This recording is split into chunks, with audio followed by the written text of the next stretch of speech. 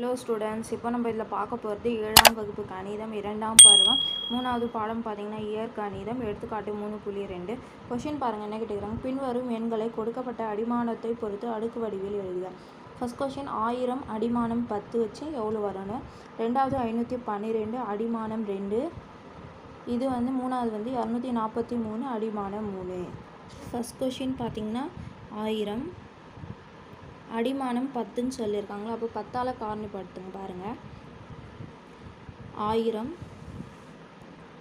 10ஆல் போட்டிங்கன்னா 100 பை 1000, மறுபடியும் 10ஆல் வகுத்திங்கன்னா பை 100ன்னு வரும். அப்போ எவ்வளோ 10 வருது 3. அப்போது 10 பெருக்கல் 10 பெருக்கல் 10 இஸ் ஈக்குவல் டு 10 கியூபு. இதுக்கு கியூபுன்னு சொல்லுவாங்க, இல்லைன்னா 10 அடுக்கு 3 இந்த மாதிரி கூட சொல்லலாம்.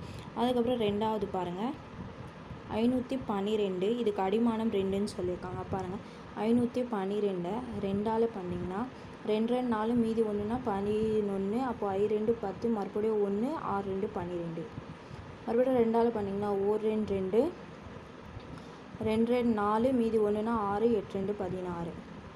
மறுபடியும் 2ஆல் பண்ணிங்கன்னா 6 2 12 8 4 2 8. மறுபடியும் 2ஆல் பண்ணிங்கன்னா 3 2 6 2 2 4.